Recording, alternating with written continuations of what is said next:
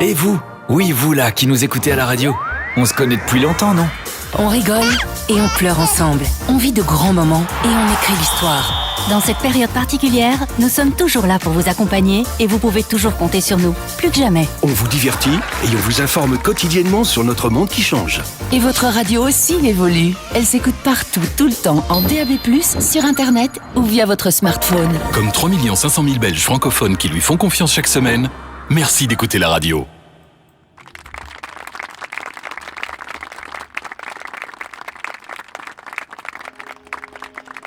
Bienvenue frères et sœurs à l'émission Radio Parole Vivante. Et ce soir nous allons parler d'un thème, après le cantique, après les moments présentés au Seigneur, d'un thème sur la signification quand Jésus dit à la croix, tout est accompli. Alléluia. Nous verrons ça avec la grâce de Dieu. Plus tard, par la miséricorde de Dieu, nous verrons cela. Mais avant tout, nous allons présenter ces instants auprès du Seigneur pour que le Seigneur prenne le contrôle de ce direct de la radio Parole Vivante. Alléluia.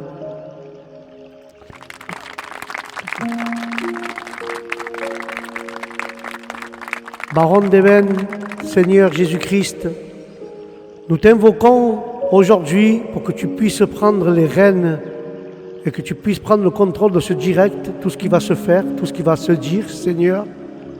Que ça soit toi, Seigneur Jésus, qui prenne le contrôle ce matin. Seigneur, bénis mes frères et mes sœurs et les auditeurs qui sont en train d'écouter à travers les ondes de cette radio, Seigneur. Seigneur, bénis les malades, bénis ceux qui sont en prison, bénis la jeunesse, délivre le captif, donne la vue aux aveugles, fais marcher le boiteux, relève celui qui est mort spirituellement, car tu es le Dieu vivant, tu es le Dieu saint.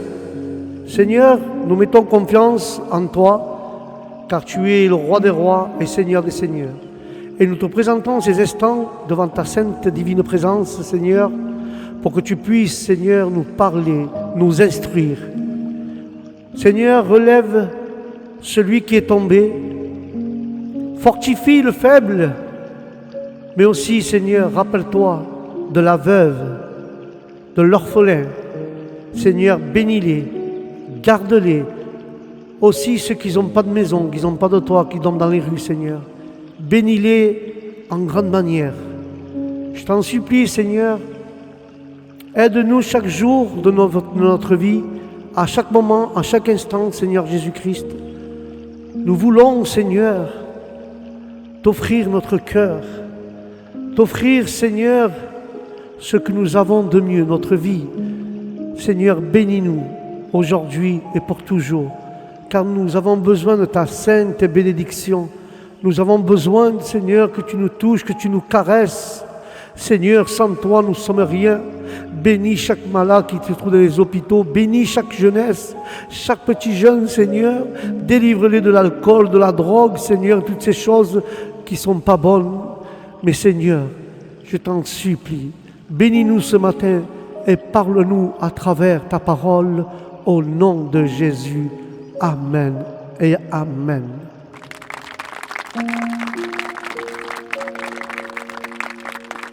Avec la grâce de Dieu, nous allons laisser passer un cantique et puis nous rentrerons dans la parole de notre Seigneur bien-aimé. Alléluia. Que Dieu vous bénisse.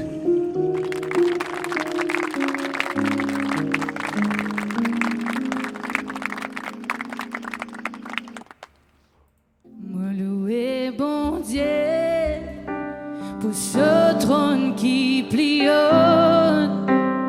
là-haut, ce trône, livre-le moi. Me louer, bon Dieu, pour ce trône qui plie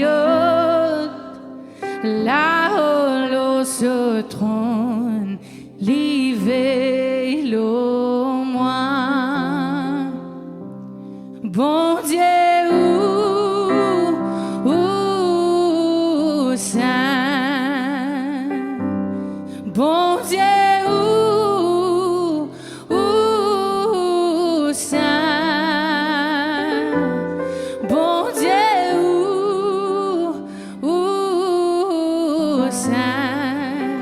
Là-haut, l'eau se trône, l'hiver, l'eau, moi, me louer, bon Dieu. Bon Dieu, pour ce trône qui plie haute, là-haut, l'eau se trône, l'hiver, l'eau, moi, nous louer, bon Dieu. Bon Dieu, pour ce trône qui plie haute, là-haut, l'eau se trône, l'hiver, l'eau, moi. Bon Dieu, saint, bon Dieu, saint.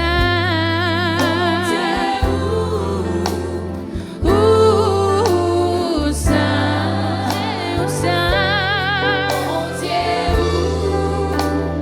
Bon Dieu, saint. Là-haut, l'eau se trône, l'hiver, l'eau, moi, bon Dieu, saint. Saint, Dieu, saint. Saint.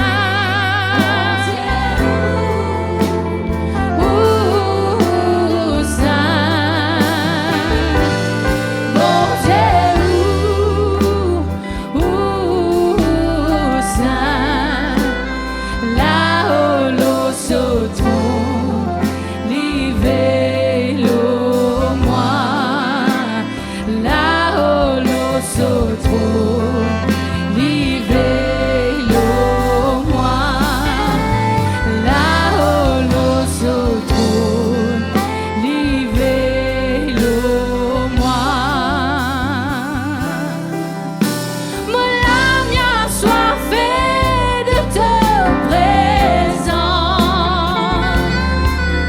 Mon cœur y désire, existe tout seul. Mon reste en la gloire de te Satan. Tous les jours de ma vie, jusqu'à l'éternité. Oui, mon âme a soifé de te présence. Mon cœur y désire, existe tout seul. Mon reste en la gloire de te Satan. Tous les jours de ma vie, jusqu'à l'éternité.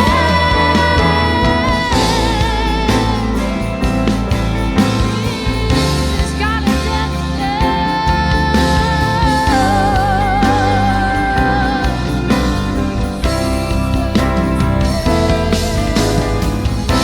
Soif de toi, papa, les cœurs y désirent toi, Jésus.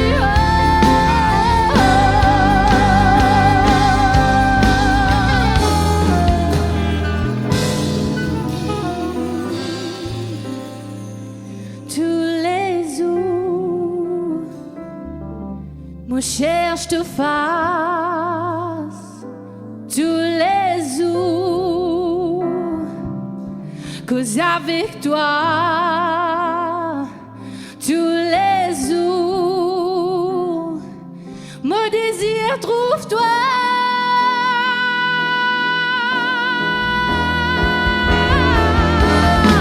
Oui, mon âme a soifé de te présence. Oui, mon cœur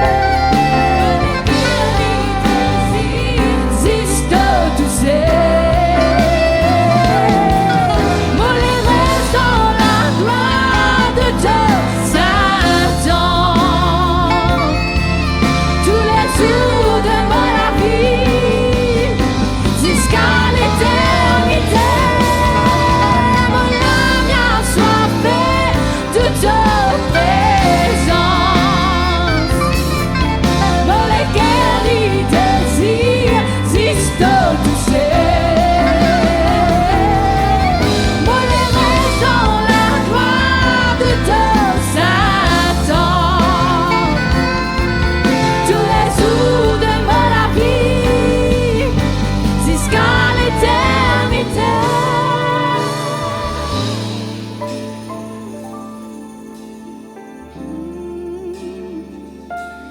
cherche te face.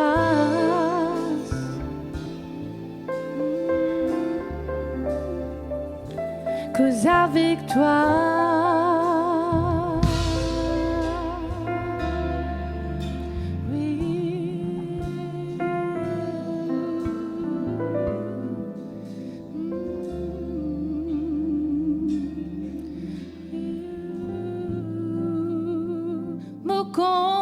toi, me compte en toi,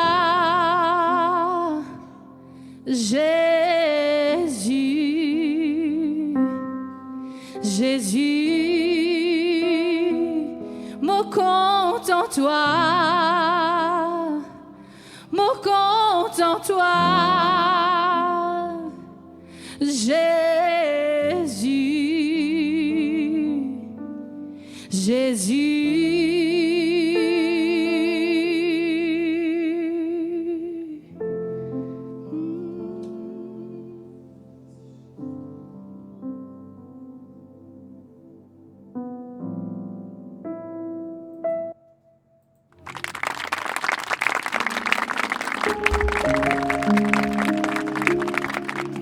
Superbe cantique de la sœur qui a touché mon cœur et m'a fait du bien. Jésus est mon roi. Je veux être dans sa présence, dans la gloire de son temple, tout le temps. Merci pour ce merveilleux cantique qui m'a fait du bien dans mon esprit, avec la grâce de Dieu. Et nous allons rentrer dans le sujet aujourd'hui, cet après-midi ou ce matin, comme vous voulez. Nous allons rentrer dans le sujet de la parole de Dieu, ce que Dieu a mis dans mon cœur. Et la parole de Dieu me parle ce matin de cela. Ce que signifie, qu'est-ce qui signifie la parole de Dieu? Et nous allons voir à travers, avec la grâce de Dieu, nous allons voir cela. À travers cela, nous allons comprendre, avec la grâce de Dieu, ce que Dieu nous demande. Alléluia. Nous allons voir ensemble ce que signifient les mots de Jésus. Alléluia. Quel mot je vais vous parler? Le mot se trouve, celui qui est la Bible, dans l'évangile de Jean, chapitre 19 et verset 30. Et nous lisons la parole au nom du Père, du Fils et du Saint-Esprit. La parole est très courte. Elle dit cela. Tout est accompli. Tout est accompli. Ce sont les mots de Jésus. Et que signifie cette phrase de Jésus? Tout est accompli. Tout est accompli signifie que l'œuvre de rédemption de Dieu s'est terminée. Quand Dieu terminera son œuvre de jugement dans les derniers jours, alors l'œuvre du salut de Dieu sera véritablement terminée. Quand nous voyons les pasteurs, les anciens, ils ont souvent déclaré pendant leur prédication, puisque le Seigneur Jésus a dit, tout est accompli sur la croix, cela prouve, frères et sœurs, que l'œuvre de Dieu pour sauver l'humanité est achevée. Le Seigneur a pardonné nos péchés. Et nous sommes justifiés par la foi et sommes sauvés par la grâce. Quand il sera de retour, il nous enlèvera immédiatement dans le royaume des cieux.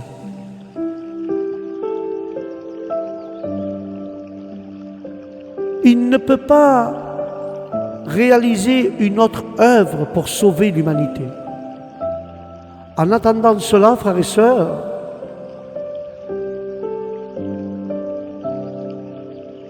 la plupart des personnes sont d'accord avec ce point de vue. Mais quelques-uns se demandent et se posent des questions sur les paroles de Jésus. Et cette parole et cette phrase, c'est « tout est accompli ». Quand il était sur la croix, elle indiquait-elle vraiment que l'œuvre de Dieu était terminée? Effectuera-t-il vraiment plus aucune nouvelle œuvre lors de son retour? Car le Seigneur Jésus a clairement dit « J'ai encore beaucoup de choses à vous dire, mais vous ne pouvez pas les porter maintenant. Quand le Consolateur sera venu, l'Esprit de vérité, il vous conduira dans toute la vérité.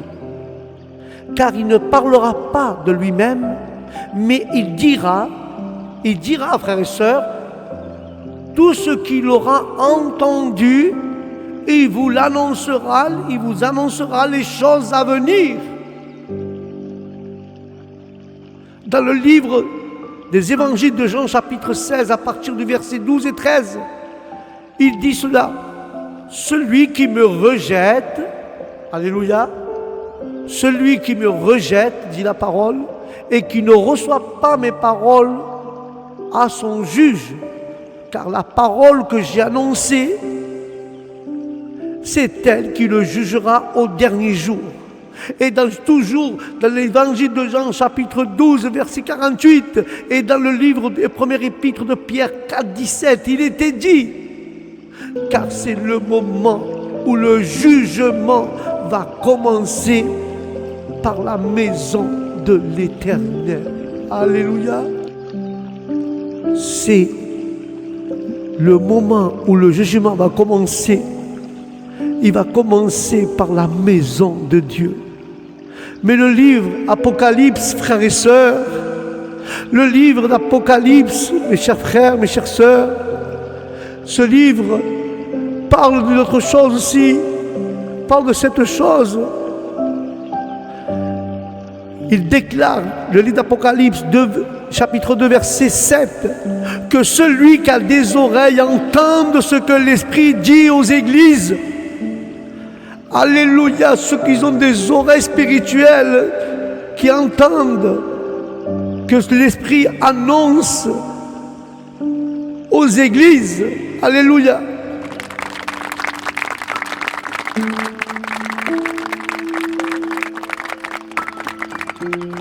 Car le livre de l'Apocalypse prophétisait également que dans les derniers jours, le Seigneur réalisera l'œuvre de la séparation des brebis et des boucs, du blé et de l'ivraie, du bon serviteur et du mauvais serviteur. Alléluia.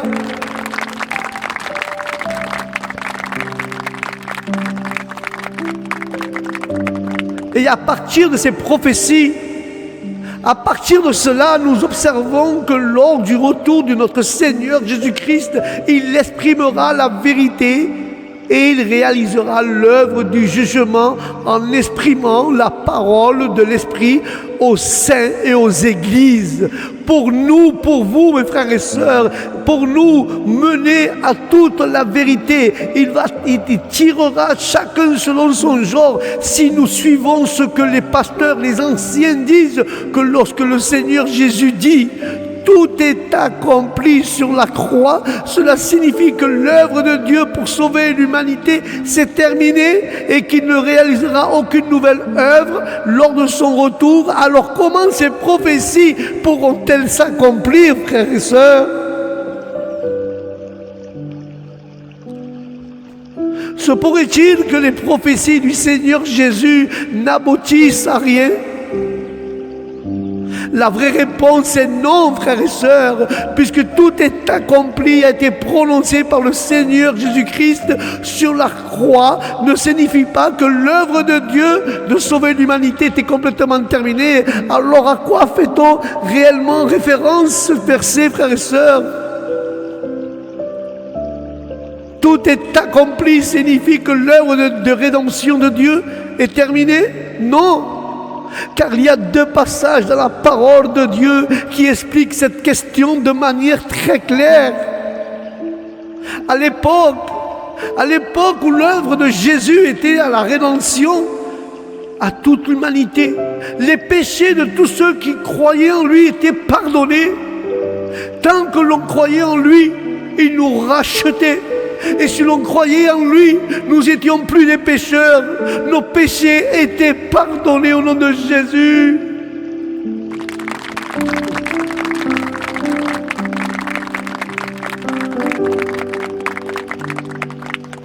Alors, c'est cela que signifie être sauvé et être justifié par la foi. Pourtant, frères et sœurs, chez eux qui croyaient qu'ils étaient ou qu'il y avait un reste de rébellion et d'opposition à Dieu et qui devait être encore retiré lentement, car le salut ne signifie pas que l'homme avait été complètement gagné par Jésus, mais que l'homme appartenait plus au péché et que ses péchés avaient été pardonnés à condition qu'on le croit, qu'on n'appartient plus jamais au péché. Ça s'appelle la vision de l'œuvre de Dieu.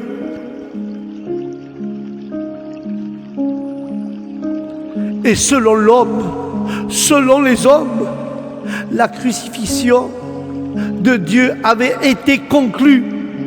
L'œuvre de l'incarnation de Dieu rachetait toute l'humanité et lui avait permis de s'emparer de la clé des Ardèches. Tous les gens pensent que l'œuvre de Dieu est terminée. C'est faux. En effet, du point de vue de Dieu, seule une petite partie de son œuvre avait été réalisée. Il avait seulement racheté l'humanité, mais il n'avait pas conquis l'humanité. Encore moins il avait-il changé le visage satanique de la réprimande de l'homme. Est-ce que Dieu a changé le visage satanique de l'homme? Voilà pourquoi Dieu dit, bien que ma chair incarnée ait subi la douleur de la mort, tel n'était pas le seul but de mon incarnation, mais Jésus est mon Fils bien-aimé et qui a été cloué sur la croix pour moi, mais il n'a pas accompli mon œuvre de manière exhaustive, mais il a fait qu'une partie, et ça s'appelle l'œuvre et l'entrée de notre Seigneur Jésus-Christ.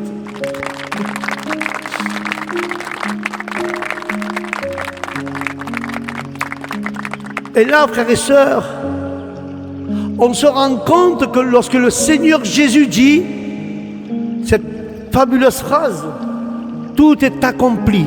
Il a dit cette phrase sur la croix. Il voulait dire que son œuvre de rédemption était terminée et non pas que l'œuvre de Dieu concernant le sauvetage de l'humanité était entièrement terminée. Que dans la manière et dans la dernière période de la première ère de la loi, comme nous autres humains, nous avons été en plus profondément corrompus par le diable, que Dieu le réprimande, nous ne pouvons plus garder les lois ou le commandement et faisons face au risque d'être condamnés et être mis à mort par la loi. Dieu ne pourrait supporter de voir l'humanité qu'il a créée être détruite. Alors il est personnellement devenu chair pour accomplir l'œuvre de la rédemption qui a été clouée sur la croix pour l'humanité en rachetant ainsi l'humanité du péché.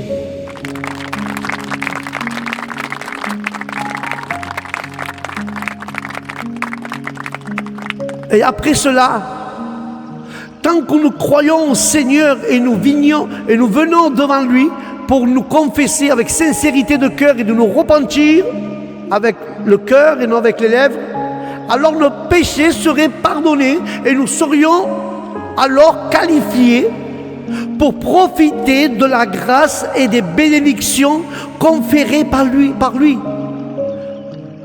Nous serions plus condamnés ou mis à mort par la loi pour commettre des péchés.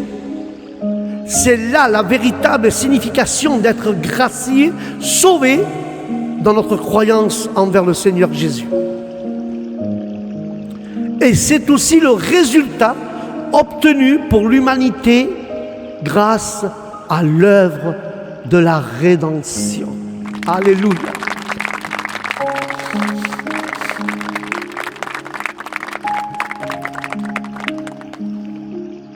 bien que nos péchés nous soient pardonnés, après avoir été rachetés par le Seigneur Jésus, nous ne commettons plus de péchés visibles et avons quelques bons comportements externes. Nous ne sommes pas débarrassés de notre nature pécheresse ou atteint la purification, non. Ce genre de tempérament satanique, corrompu, tel que l'arrogance et la vanité, l'égoïsme et le mépris, la malhonnêteté et la tromperie, la malice et la malveillance, la méchanceté et l'avarice sont toujours ancrés profondément en nous. Et cela nous conduit souvent au péché et à résister à Dieu. Par exemple, dans nos interactions avec les autres, quand on fait une intercation avec les autres, nous mentons. Souvent, nous les trompons par intérêt. Nous les trompons par intérêt. Respect de soi ou statut. Quand nous voyons quelque chose qui nous plaît, l'avarice vient en nous. Et les pensées mauvaises viennent en nous. Et peuvent être révélées et se révéler dans nos cœurs. Quand nous voyons quelqu'un de mieux que nous, nous pouvons éprouver de la jalousie, de la rancune, mais que nous devons gérer ces choses. Nous devons gérer ces choses. Nous pensons toujours de la façon de voir est la bonne. Des fois, la façon de voir, on dit c'est la bonne. Mais dans nos cœurs, il y a plein d'arrogance, d'autosatisfaction. Et nous refusons d'écouter les suggestions autrui. Bien que nous servions le Seigneur, nous continuons toujours à suivre les mauvaises tendances du monde. Nous, en nous tendant à la richesse et attachés à la vanité, tels des non-croyants, lorsque nous faisons face à ce qui n'est pas souhaité, nous nous méprenons et nous nous méprenons sur le Seigneur et nous le blâmons. Et allons même jusqu'à nous opposer et à le contester, et dans des cas plus critiques, nous pouvons même le renier, le trahir, et on peut continuer ainsi.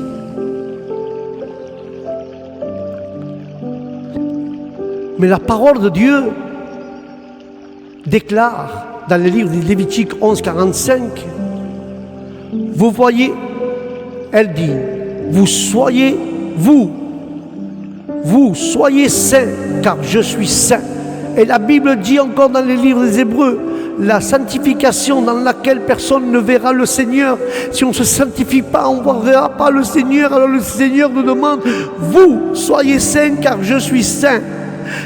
S'il n'y a pas de sanctification, nous ne pourrons pas voir le Seigneur. Et c'est pour ça que dans les toujours des Hébreux 12-14, il est dit, Dieu est saint et il ne permet pas que des personnes souillées de rester dans le royaume des cieux.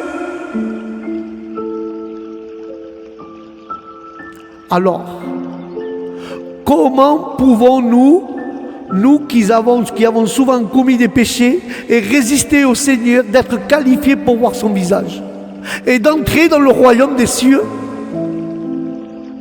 Pouvons-nous considérer que nous avons atteint notre plein salut et nous sommes admis par Dieu?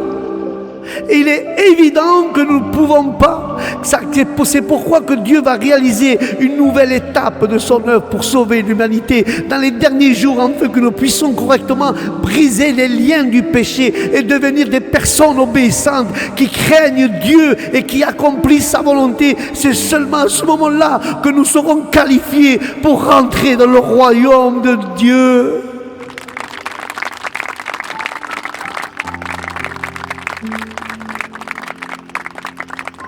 Et quand Dieu terminera cela, frères et sœurs, qu'il terminera son œuvre de jugement dans les derniers jours, alors l'heure du salut de Dieu sera véritablement terminée.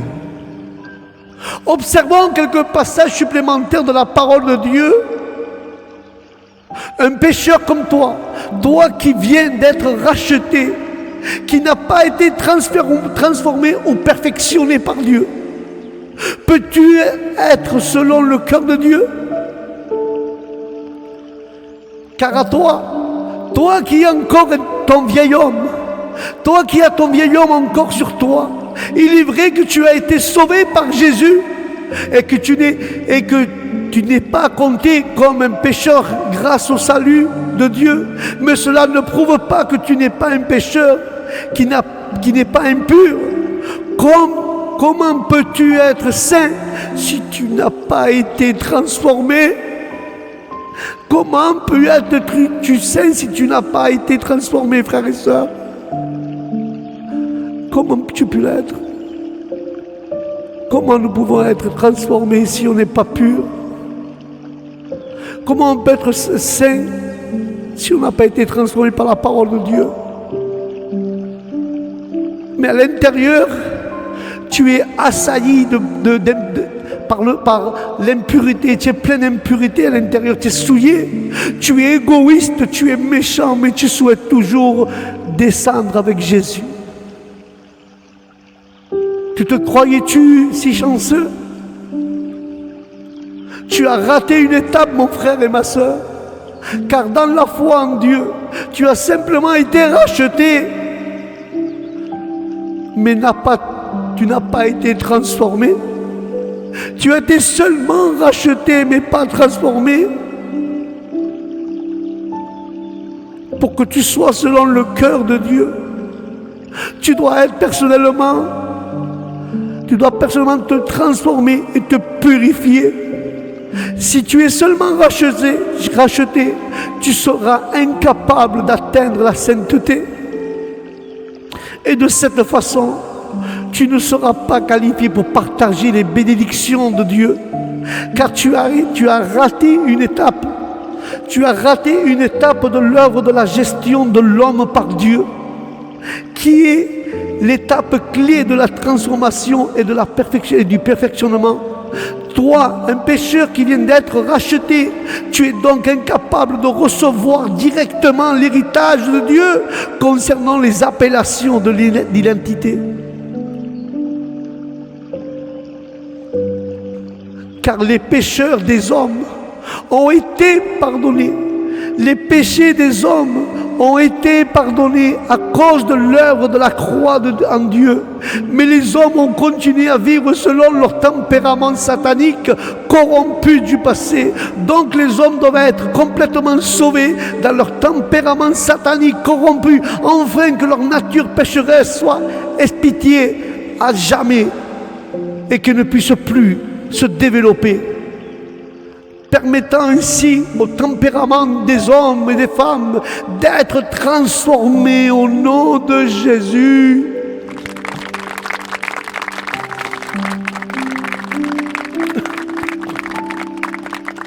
Et cela exige, frères et sœurs, que les hommes comprennent le chemin de la croissance dans la vie, la voie de la vie et la façon de changer leur tempérament. Cela exige aussi que les hommes agissent conformément à cette voie, afin que leur tempérament puisse changer progressivement et que les hommes puissent vivre sous l'écart de la lumière et qu'ils puissent faire de toutes choses en accord avec la volonté de Dieu. Alléluia.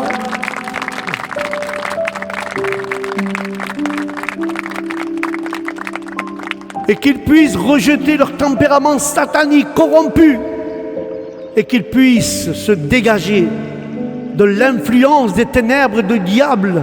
Et ainsi, ils pourront sortir complètement du péché. Alors seulement les hommes recevront le salut en plénitude. Par le sacrifice d'expiation, les péchés des hommes ont été pardonnés, car l'œuvre de la croix a déjà pris fin et Dieu l'a emporté et a gagné sur Satan. Mais le tempérament corrompu des hommes demeure toujours en eux. Les hommes peuvent encore empêcher et résister à Dieu, mais Dieu n'a pas acquis l'humanité. Voilà pourquoi cette étape de l'œuvre de Dieu utilise la parole pour dévoiler le tempérament corrompu des hommes et de les faire pratiquer en conformité avec la bonne voie au nom de Jésus. Car cette étape est plus significante que la précédente et plus fructueuse, car c'est maintenant la parole qui approvisionne directement la vie des hommes et qui permet au tempérament des hommes d'être complètement renouvelé. C'est une étape beaucoup plus complète de l'œuvre. Par conséquent, l'incarnation dans les derniers jours est achevée. La signification de l'incarnation de Dieu se termine complètement. Et le plan de gestion de Dieu pour sauver l'humanité, là est le mystère quand Jésus est venu en chair à l'incarnation.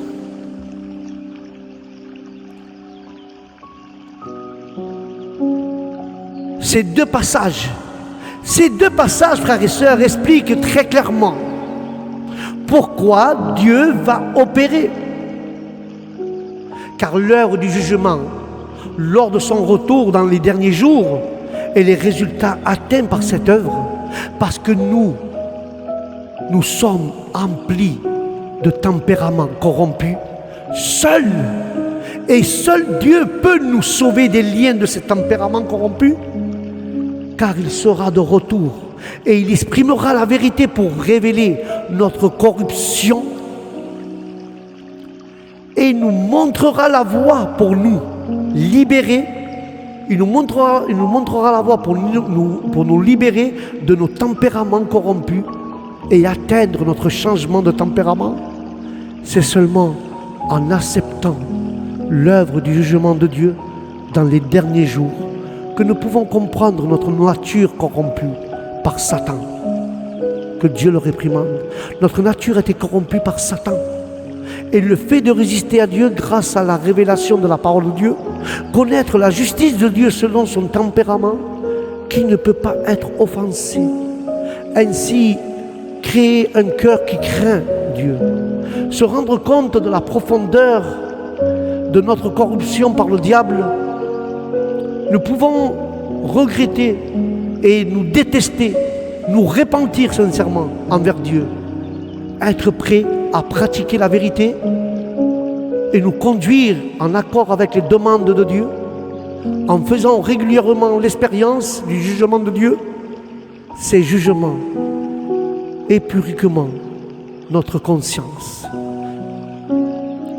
Va épurer notre conscience, notre raison, notre intégrité et notre dignité, ainsi que d'autres éléments faisant partie d'une humanité morale, pourront être restaurés de manière progressive.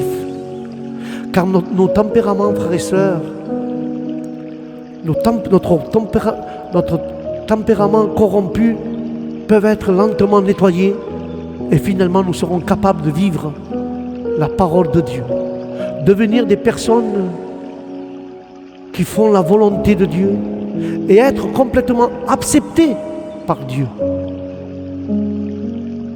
Quand Dieu complétera un groupe de vainqueurs, il fera pleuvoir de grandes catastrophes pour commencer à récompenser les bons et punir les méchants. Tous ceux qui appartiennent au diable seront détruits par les grandes catastrophes. Et Dieu apparaîtra ouvertement à l'humanité et le royaume du Christ sera pleinement réalisé sur la terre. Il y aura alors plus de larmes, plus de morts, plus de tristesse dans le monde. Et tout changera et sera renouvelé. Si seulement alors que l'œuvre de Dieu pour sauver l'humanité sera totalement terminée. Et là, nous voyons la prophétie du livre d'Apocalypse déclarant que « Et celui qui était assis sur le trône dit « Voici, je fais toutes ces choses nouvelles, c'est fait. Je suis l'alpha et l'oméga, le commencement et la fin. Celui qui a soif, je donnerai de la source de l'eau de la vie gratuitement et sera complètement accompli au nom de Jésus.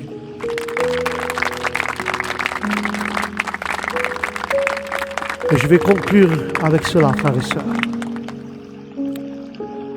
À partir de cette communion, je suis sûr que vous avez compris, frères et sœurs, le véritable sens de cette phrase « Tout est accompli ».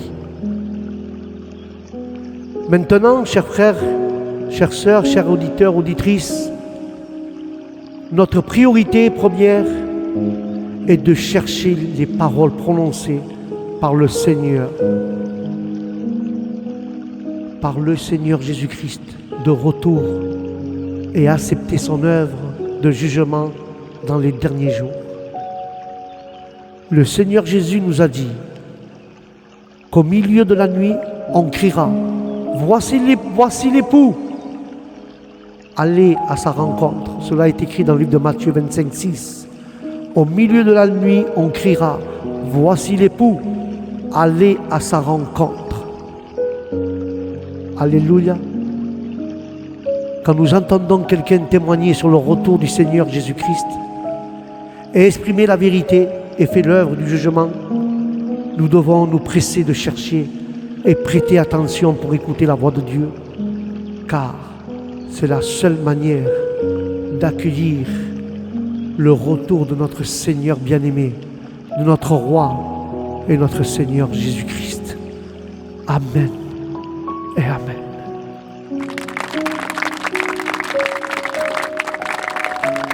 Merci frères et sœurs pour ces moments que je puisse partager avec vous sur la parole, tout est accompli. J'espère que ça vous a éclairé avec la grâce de Dieu. Celui-là qui veut lire cette histoire de Jésus, surtout dans Jean 19, 30, quand il dit tout est accompli. Et je pense, frères et sœurs, et je le crois, que Dieu a parlé dans nos cœurs.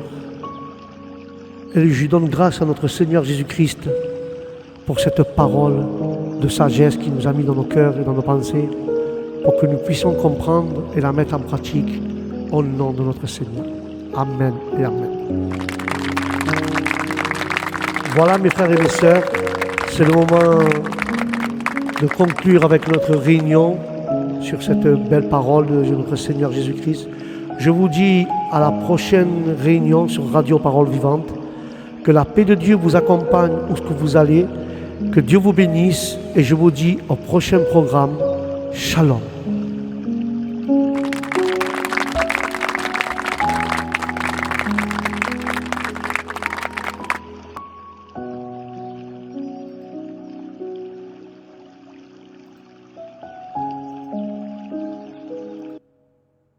Et vous? Oui, vous là, qui nous écoutez à la radio.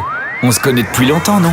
On rigole et on pleure ensemble. On vit de grands moments et on écrit l'histoire. Dans cette période particulière, nous sommes toujours là pour vous accompagner et vous pouvez toujours compter sur nous, plus que jamais. On vous divertit et on vous informe quotidiennement sur notre monde qui change. Et votre radio aussi évolue. Elle s'écoute partout, tout le temps, en DAB+, sur Internet ou via votre smartphone. Comme 3 500 000 Belges francophones qui lui font confiance chaque semaine, merci d'écouter la radio.